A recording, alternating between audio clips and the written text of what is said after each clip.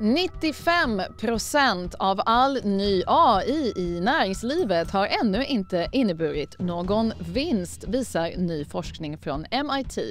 Och till och med Sam Altman varnar nu för en AI-bubbla. Är det 1999 igen, eller finns det något med dagens AI-teknik som gör den annorlunda? Det här är Världsekonomin med Katrin och Claes.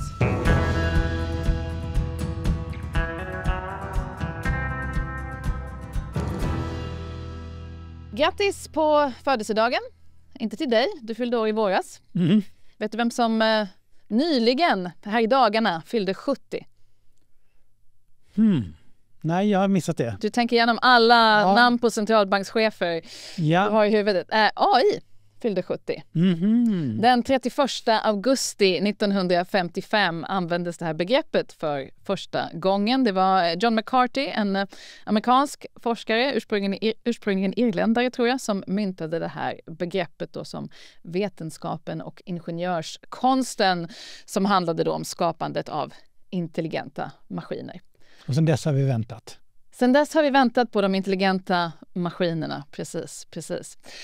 Och just nu, mycket prat om att det här som pågår, den våg som vi är inne just nu när det gäller AI, man brukar prata om 1, 2, och vi är nu inne i den 3:e kanske vågen, att den har blivit en bubbla. Vad triggar de här diskussionerna? Ja, men det är väl först och främst vad som händer med aktiekurser.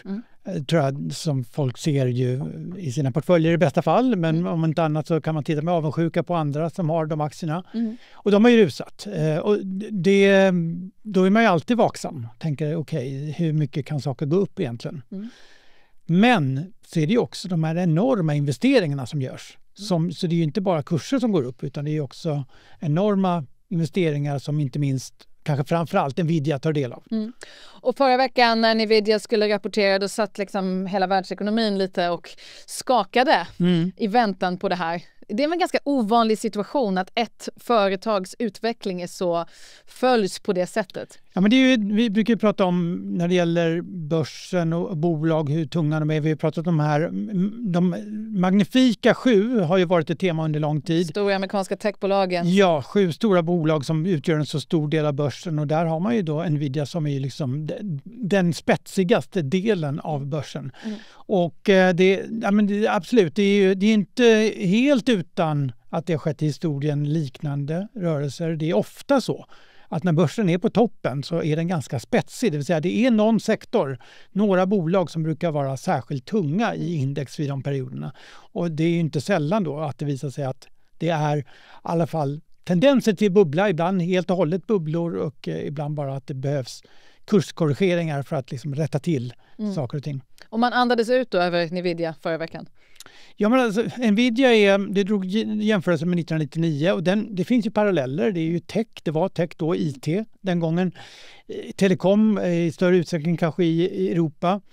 Men det var ju i stor utsträckning bolag som steg på börsen utan att tjäna pengar.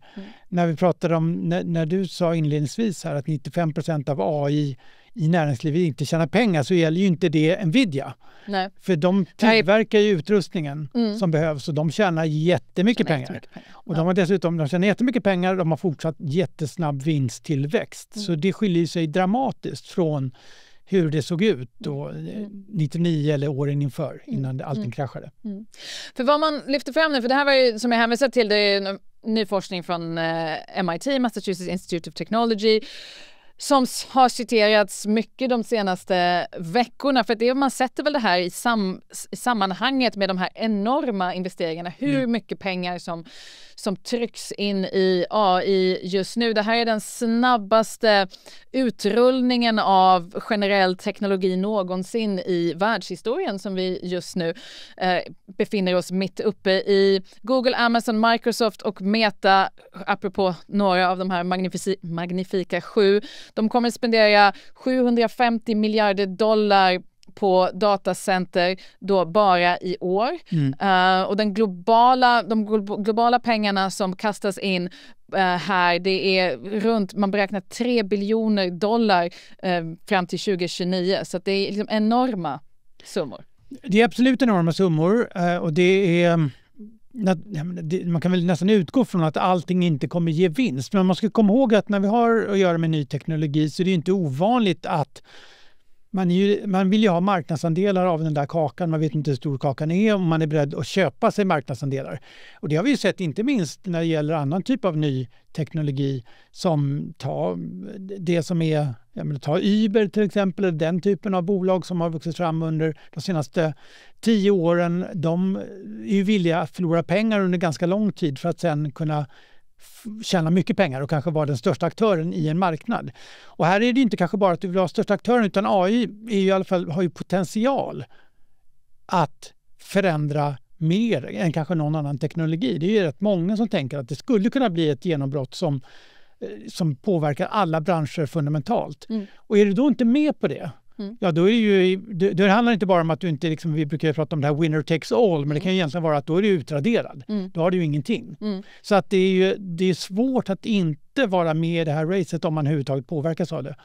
Så å ena sidan den här som nu är väl välkända mekanismen att framförallt när det gäller tech men även på andra marknader så är det viktigt att kunna komma in och spendera väldigt mycket för att då helst skaffa sig monopol, för att det är då en aktör som blir taxiappen som alla använder, eller dating, nu använder väl ingen datingappar nu för tiden, men så vidare. Det finns det inbyggt i tech, men du menar alltså att det finns en ytterligare aspekt med AI som är att de här bolagen inte bara skulle dominera i sin sektor, utan eftersom AI-tekniken är vad den är, så skulle det från ett AI-bolag kunna växa ett läkemedelsbolag eller ett självkörande bilarbolag, och att det därför är ännu viktigare att vara med på det här racet. Ja, men och titta på Apple som ju länge var gjorde allt rätt och har ju i alla fall delvis missat AI-racet och får betala ett högt pris för det. Ja. Så att det är ju, jag tror att det är många bolag som har muskler såklart, för det här är bolag som köper Nvidias och andras grejer. De har ju pengar. Så att det är också det som kanske skiljer ganska mycket jämfört med IT-bubblan, att det var ju bolag som inga bolag i systemet eller få bolag tjänade riktiga pengar, och då blev det ju väldigt mycket på framtida förväntningar om vinster. Men här är det ju också framtida, eller du menar att det är mer någon slags FOMO, fear of missing out? Ja, men det är väl både och egentligen. Det betyder inte att det inte kan vara en bubbla. Det kan ju vara så att förväntningarna är, det kan man ju säga, mycket när det gällde IT-bubblan var ju egentligen inte felaktiga förväntningar på vilken revolution IT skulle föra med sig, utan snarare timing. Det är det vi brukar säga, timing is everything. Så Bo.com, det är kanske inte så många som minns det bolaget. Hade en galen idé att sälja kläder på nätet. Ja, men det var 10-15 år för tidigt. De blev ett av IT-bubblans stora offer och hånades väl ganska mycket i media för den här vansinniga idén att någon skulle köpa kläder och skor på nätet. Sen visade sig ju vi göra det. Ja, bara lite senare. Ja. Och med andra bolag. Ja. Och det är också en sak som är svår att veta, vem ska skörda frukterna av ny teknologi. Och går man tillbaka till en parallell bubbla då under slutet på 90-talet var ju telekombubblan. Där man ju prissatte telekomoperatörerna som att det var de som skulle tjäna de stora pengarna på telekomteknologin. Det blev det inte. Det blev andra aktörer. Till exempel Apple. Som kunde skörda frukter, eller apputvecklare som byggde på Apples teknologi. Så att det är inte lätt att veta var vinsterna kommer att hamna. Just nu hamnar väldigt mycket hos Nvidia.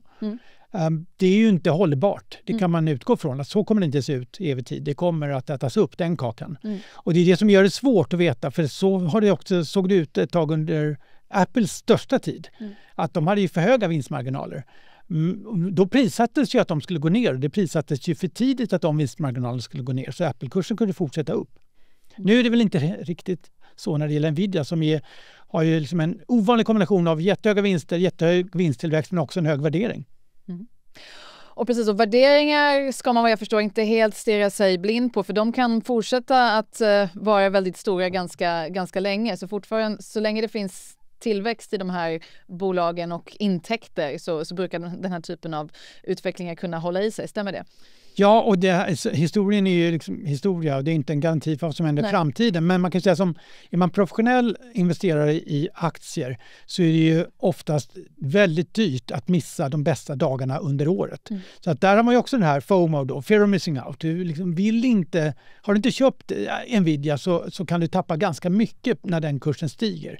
Så du behöver inte nödvändigtvis vara jätteoptimistisk om vare sig AI eller Nvidia för att äga aktien, utan du måste ha aktien. Det finns en annan tanke här kring, för det är hela tiden den här diskussionen, är det som förr? Det vill säga att när det går upp väldigt mycket så kommer det falla väldigt mycket igen. Frågan är bara när.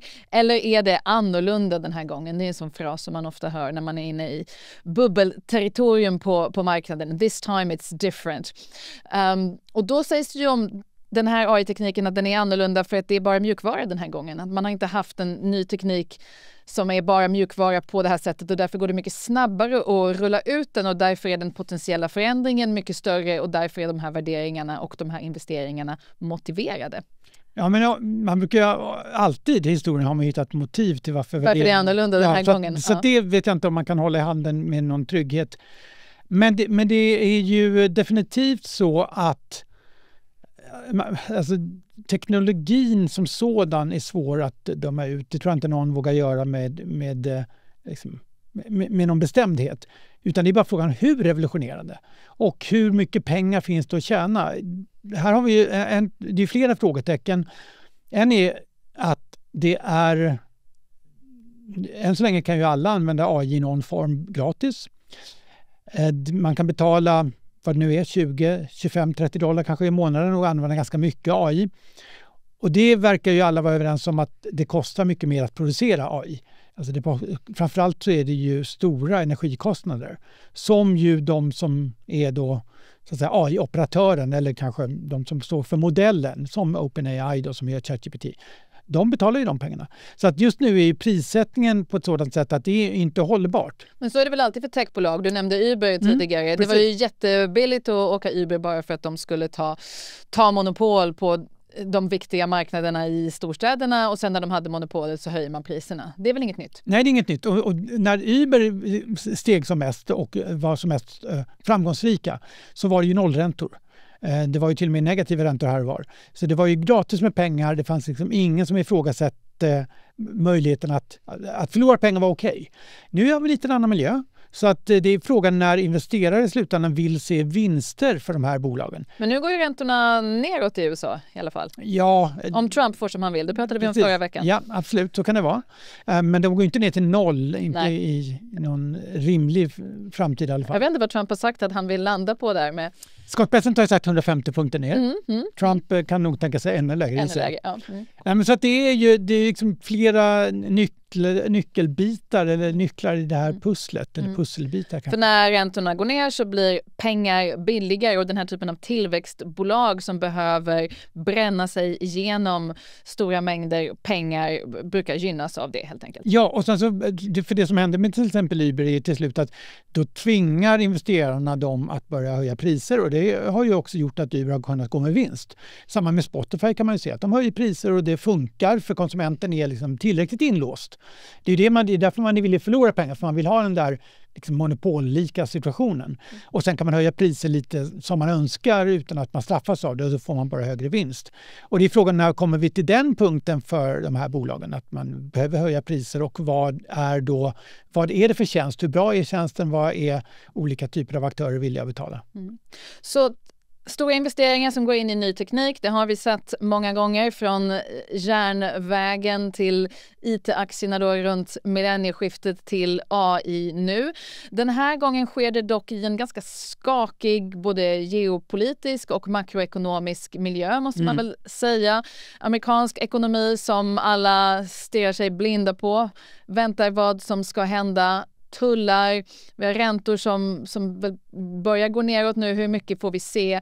Spelar det någon roll att de här jätteinvesteringarna in i AI sker just nu där så mycket annat är så skakigt? Alltså, det är ju jätteinvesteringar, du var inne på siffrorna, men det är ju ändå en typ av sektor som är ganska lågintensiv på arbetskraft. Alltså det är ju en stor arbetsgivare om vi tittar på delar av USA, framförallt i Kalifornien, men det är inte generellt sett om vi jämför det med bostadsmarknaden till exempel och går tillbaka då snart 20 år till den bubblan som byggdes upp i USA, så är det någonting som drar med sig byggsektorn, massa arbetare, det är liksom lågproduktiv sektor. Det här är ju superhögproduktiv sektor, så ringarna på vattnet när vi har den här typen av utveckling blir typiskt inte lika stora. Det drar inte med sig allting i ekonomin och därmed om det är en bubbla, när den spricker så blir också svallvågorna lite mildare. Om man tittar på det här Sam Altman-citatet här om veckan där han då varnade för en bubbla och det här kablades förstås ut i internationell affärspress som den här typen av grejer gör. Men vad han egentligen säger är ju, ja, några kommer förlora pengar och några av de här värderingarna är uppe i pannkakan fel. Och det är ju inte kontroversiellt egentligen. Nej, men så måste det bli. Det är omöjligt att tänka sig att man... Alla kommer vinna pengar alltid. Ja, utan här handlar det om att satsa på rätt häst och rätt sektor och vilken del i kedjan kommer att få ut mest av det här. Det man kan säga då när det gäller amerikanska börsen så är det ju att IT-bubblan var ju onekligen en bubbla. Men börsen är ganska bra på att spå förändringar, inte minst de här teknologiska förändringarna. Alltså, även när de här aktiekurserna har stigit kraftigt och gått ner, så har det visat sig att det har fått just positiva följdeffekter på ekonomin och det är i form av produktivitet. Så att även om IT-aktierna kraschade så fick vi en jättestark uppgång i amerikansk produktivitetstillväxt. Efter kraschen? Eller? Efter kraschen. Så det kommer liksom när för att man implementerar tekniken bättre då? Nej, det är bara att börsen tittar ju framåt och ser okej, här finns det produktivitetstillväxt kan man säga och den ska fördelas i form av vinster och löner. Och exakt vem som vinner är svårt att gissa på, men någonting är på gång här. Och mycket riktigt var någonting på gång. IT-teknologin var ingen bubbla. Den var ju fundamentalt förändrade den amerikanska och globala ekonomi. Men vinnarna blev inte riktigt de man hoppades på. För bland ekonomihistoriker så finns det ju mer den här typen av tankar när man tittar mer på tekniken än kanske på börsen. Om man tittar på den här större teknikvågorna i världshistorien så finns det ju teorier som säger att de här bubblorna är helt nödvändiga för teknikutvecklingen som sådan. Att det måste rusa in massa spekulanter i, om det så är järnvägen eller vad det nu kan vara, för att pengarna ska komma in och sen kommer man göra massa fel och sen kommer det här korrigera sig själv och först efter en krasch så kommer staten komma in, reglerarna hinna ikapp, förstå vad de ska göra. Okej, vi kanske inte ska ha helt avreglerad krypto till exempel. Kanske ska finansregleringar där också till exempel. Man kanske ska gå in och styra upp i de här järnvägsnäten på olika sätt. Och då när staten och andra aktörer hinner ikapp, då faktiskt får man den här produktivitetstillväxten och en tillväxt från den nya tekniken som gynnar bredare grupper i samhället om man gör det här rätt. Men att kraschen och att vissa investerare ska förlora jättemycket pengar är nästan en nödvändig del av utvecklingen. Ja, det kanske inte är alltså, jag vet inte om det är nödvändigt, men kanske oundviklig i alla fall. Ja. För att vi vill ju, om man är teknikoptimist och vill se tekniska framsteg, så vill man ju, då måste ju någon satsa pengar och ingen satsar pengar om man inte ser vinster, och ska man satsa jättemycket pengar vill man se jättemycket vinster. Så det är ju en grundläggande del av kapitalismen. Men de här negativa rubrikerna nu, 95% av all ny AI i näringslivet har ännu inte gett någon vinst. Då kan man ju tänka sig folk som sitter där på företagen och så kommer AI in och det här är jättehypat och sen ser man den här typen av siffror som visar att man försöker göra den här typen av omorganisationer och implementera den här tekniken och sen så spelar det inte så någon större roll. Det var även surmulna ekonomer som gör olika beräkningar på att minsann, det här kommer inte höja produktiviteten särskilt mycket för det är inte så många jobb ändå som AI kan ta över. Och om man då tänker sig att det här kommer leda till 1,2% ökad tillväxt på 10 år. Det är inte jättemycket. Motiverar det alla de här biljonerna som rullar in i den här typen av forskning? Nej, det gör det inte. Alltså är det en bubbla. Så låter det allt mer. Ja, och det är ganska många olika antaganden. För jag kommer ihåg att ChatGPT då när det lanserades för bredare allmänhet, det var ju i november 2022, så det är ju trots allt inte ens 3 år sedan. Nej, och det tog ett tag innan många av oss fattade. Jag var på World Economic Forum i Davos då i januari 2023 och liksom stod i baren med några från Google som försökte förklara det här för mig och jag avfärdade det här helt, kan man säga.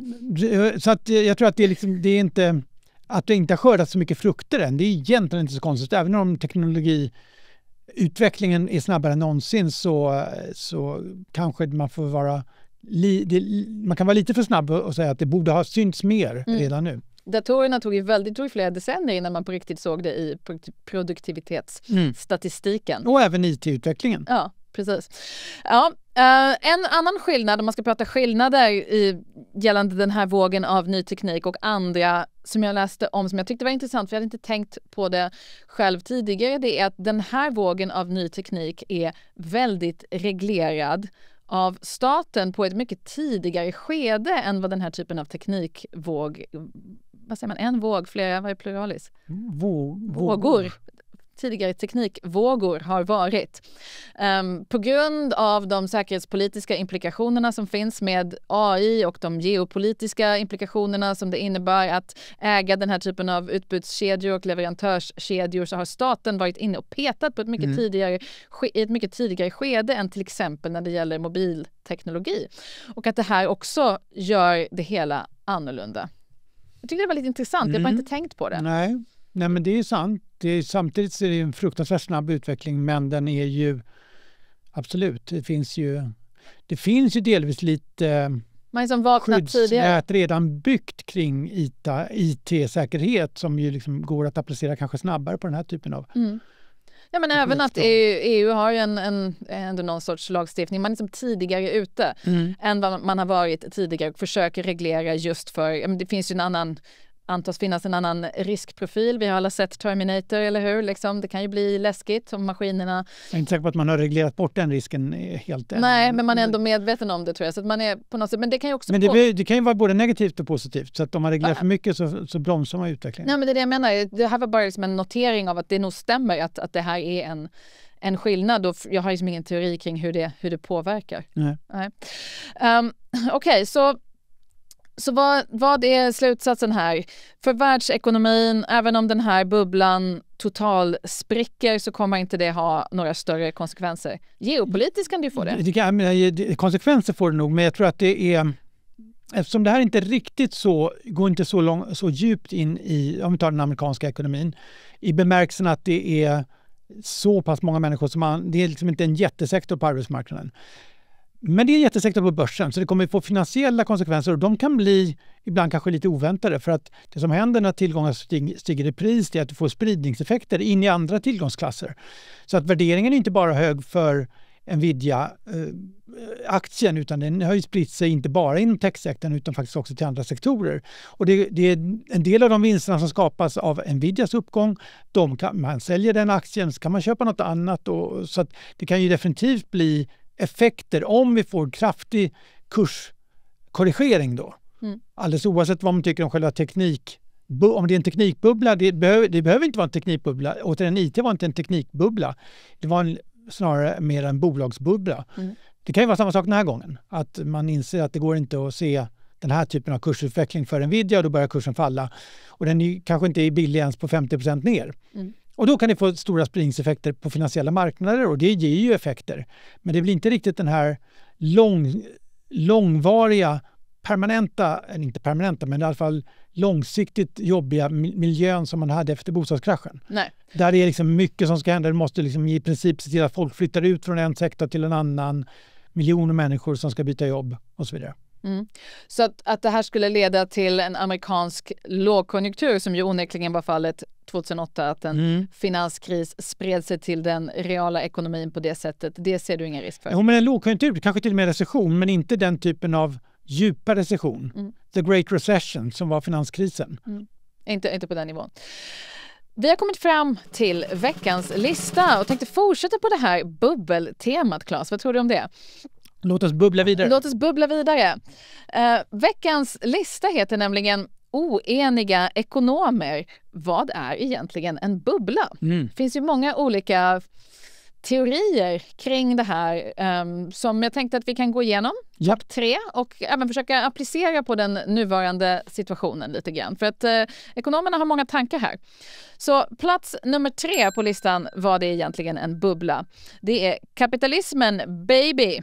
Och det här är den inflytelserika teorin från Hyman Minsky som såg bubblor då som en naturlig del av en marknadsekonomi. Stabilitet är destabiliserande.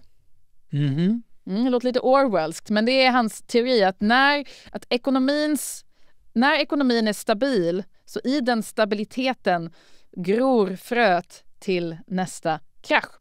Och det är helt enkelt så att när det blir tråkigt länge eller tråkigt och bra i ekonomin längre, så vad gör folk då? De börjar ta mer risk. Banker framför allt, folk som lånar ut pengar börjar ta mer risk. Du har någon sektor som växer och i början så kanske man lånar ut till folk som vill investera i den och ställer ganska höga krav på att de ska betala tillbaka pengarna, amortera tillbaka på det. Sen när man ser att men den här sektorn fortsätter ju bara att växa, då kanske man tänker men ni kan få låna pengar för att investera och bara ni betalar tillbaka räntan till oss så går det bra och då växer bubblan ytterligare och sen blir man ännu mindre försiktig. Och det blir att börja låna ut pengar helt utan att ställa några krav på att folk ska betala tillbaka det, utan det här att investeringarna i den här sektorn fortsätter upptas som säkerhet på den här typen av lån. Och då blir det jobbigt. Då blir det bubbla och det är definitionen av en bubbla. Och sen spricker det och sen blir det stabilt och tråkigt igen. Men i den här stabiliteten så gror då fröet till nästa kris. Vad tror du om den teorin? Och går den att applicera på dagens? Men jag tror den är väl inte, det är svårt att se att den är applicerbar på den här situationen. Den var väl mer applicerbar då tillbaka till amerikanska bostadsmarknaden och den krisen. För det här är ju ändå, vi pratar om aktier som har stigit väldigt mycket i värde. Och det gör att innehavaren i alla fall under... de allra flesta är medvetna om också att det kan gå ner snabbt. Och det är svårt att belåna på det sättet. Så att jag tror att det du vill ha för att det ska vara en riktigt allvarlig bubbla, det är ju att det man inte vill ha, men det man har ofta när man har en riktigt allvarlig bubbla, det är att det är belånat och brett belånat och gärna inne i hushållssektorn. Så att det här är... Så man ser siffror som att 50% av amerikanska riskkapital dollar gick till AI-startups under första halvan av det här året. Det ska inte tas som intäkt eller tecken på att det är någon slags Minsky-bubbla på gång här. Ja, men det är just riskkapital. Ja. Alltså det är inget jätteproblem om riskkapitalister förlorar pengar. Ja. Det är deras jobb. Precis. Och det är det Sam Altman menar. Ja.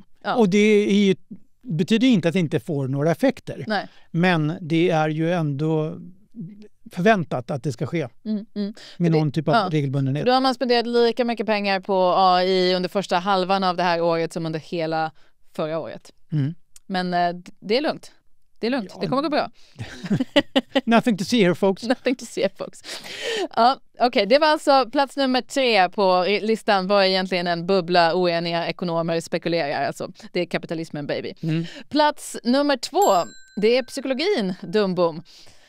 Robert Shiller som fick Nobelpriset i ekonomi 2013 menar då istället att bubblor drivs av psykologi och berättelser. Alltså investerare dras med i en sorts kollektiv illusion, ofta knuten till någon specifik ekonomisk saga. Schiller skrev en bok några år senare som heter Narrative Economics, där de försöker titta på den här rollen som berättelser spelar i ekonomin, vilket är ganska självklart egentligen, men för ekonomer kontroversiellt att titta på. Ja, men det känns som att både den förra teorin och den här har ju klart värde.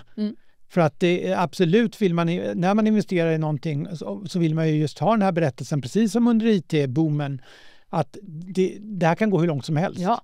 Den här gången är det annorlunda, Claes. Ja, det är så här många miljarder människor som inte har mobiltelefon eller så vidare. Så att om de bara får det här under den närmaste tiden så kommer allting bli bra. Och med AI är det uppenbart att du kan ju säga, man kan ju på något typ av, med någon trovärdighet säga att det här kan revolutionera varenda bransch. Och då är det ju en story som man gärna köper in i. Och när man köper storyn, då blir det farligt. Och det är precis den här typen av kollektiva illusioner då som knyts till en specifik ekonomisk saga. Internet kommer att förändra allt, sa man inför dotcom-kraschen. Och så köpte man in sig i den berättelsen mer än i ekonomisk fundamenta. Men internet förändrade ju typ allt också sen. Ja. Och då är vi där, vem som blir vinnare av teknologin är inte helt lätt att utröna i förhand. 2008, huspriserna i USA kommer aldrig att falla. Det var ju en berättelse. Den visade sig inte stämma. Den visade sig inte stämma. Det var inte heller en teknologibubbla ju. Nej. Så det är ju egentligen en värre bubbla för att den får inte någonting positivt med sig när man mer eller mindre tvingar in amerikanska hushåll i att äga sitt boende fast de inte har råd. Så finns det ju ingenting som är positivt med det. Men det finns ju, vad tror du om den här teorin? Mer än för den tidigare var ju att det handlar om utlåningen och liksom risktagande på utlåningssidan som bygger upp den här typen av bubblor. Här är det är lite flummigare. Det är liksom berättelser. Kollektiv entusiasm. Det var ju Robert Shiller som myntade det här begreppet irrational exuberance som också användes av Alan Greenspan, amerikanska Fed-chefen, som är alltså irrationell överentusiasm, vad ska vi kalla det för? Som är ett sånt där begrepp. Är det här... Du skulle Keynes sagt att marknaden kan vara irrationellt överentusiastisk längre än du kan vara solvent. Exakt.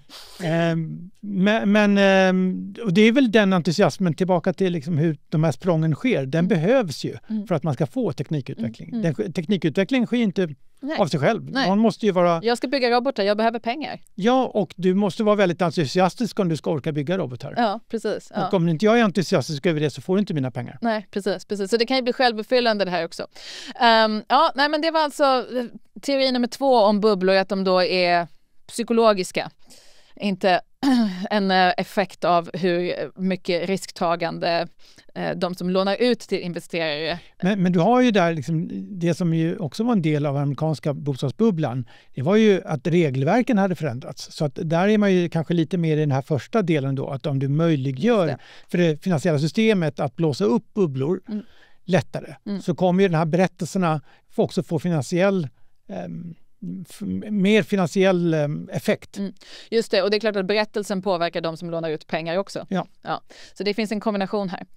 Så det var plats nummer 2 på listan. Plats nummer 1 på listan. Oeniga ekonomer spekulerar. Vad är egentligen en bubbla? Bubblor finns inte. Eugene Fama, som också fick Nobelpriset 2013, alltså samma år som Robert Shiller. Det var ett spänt år. Jag intervjuade bägge herrarna. De var djupt oeniga. De fick Nobelpriset ihop tillsammans med en tredje person på att tycka radikalt olika om vad bubblor var. Och de hade ju bråkat i 25-30 år om det här.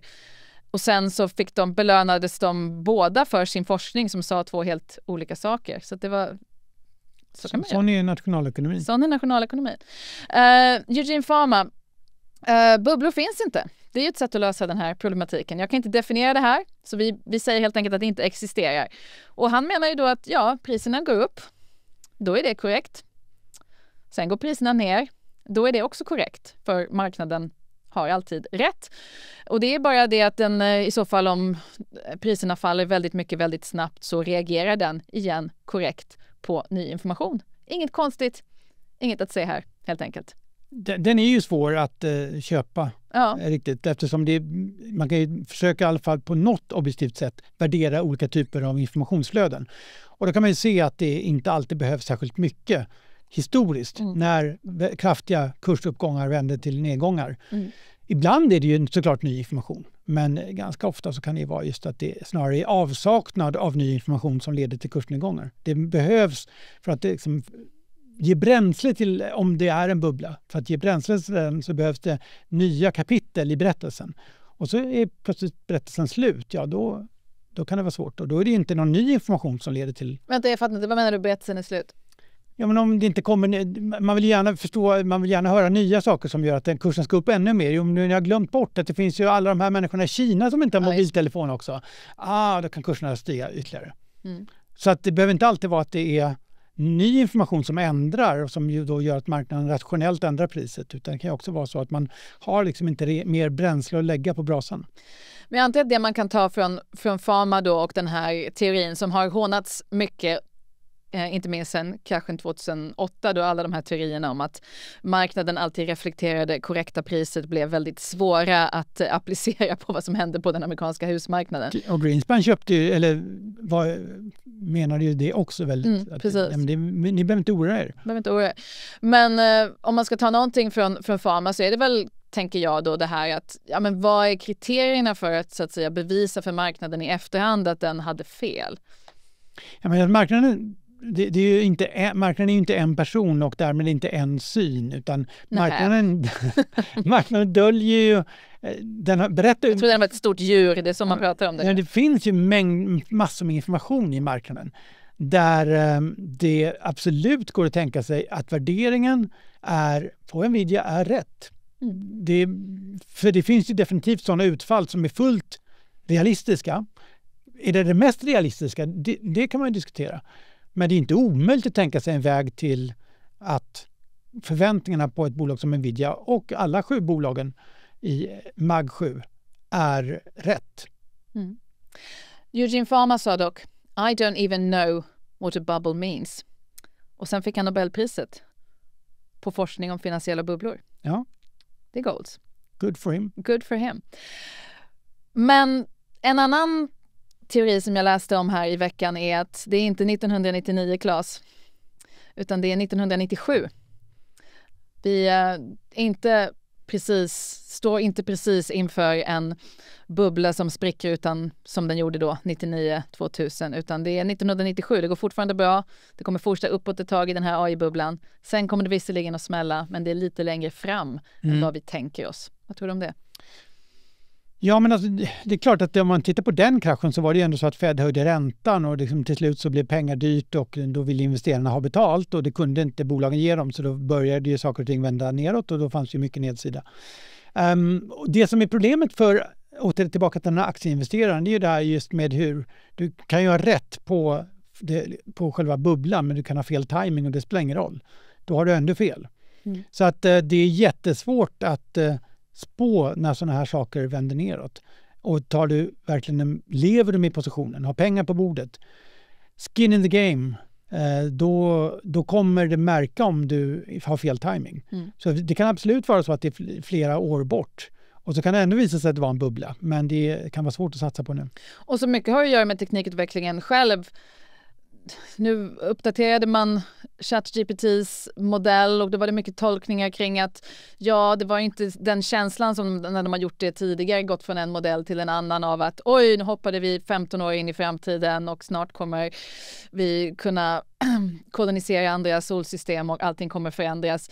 Utan det var liksom, det var väl lite bättre, men det var inte det här stora språnget längre. Och då tog ju många det här som till intäkt på att kanske den här AI-teknologin inte kan göra den typen av jättesprång som den har gjort de senaste åren, utan det kommer gå långsammare framåt, det kommer fortsätta gå framåt, men långsammare och inte med samma, så att säga, svindlande känsla längre. Och det kommer ju också påverka. Det skulle ju ändra berättelsen. Det skulle ändra berättelsen. Helt klart, för man tänker ju så fortfarande att vi är inne i någon typ av accelererande fas snarare än en avmattande.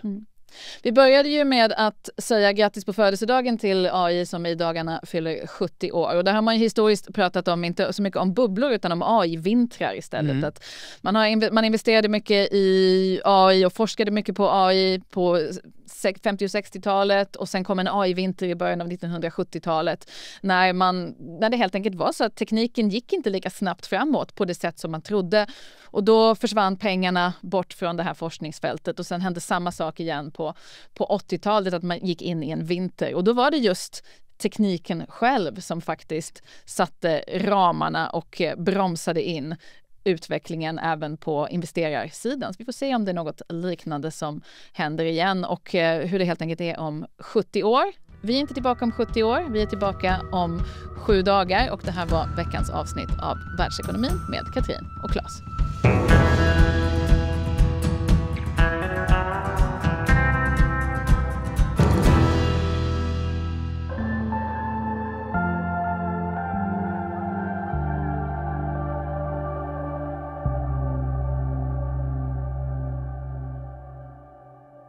Det här är en podd från EFN, Ekonomikanalen. Tillförordnad ansvarig utgivare i tjänst är Erik Emanuelsson.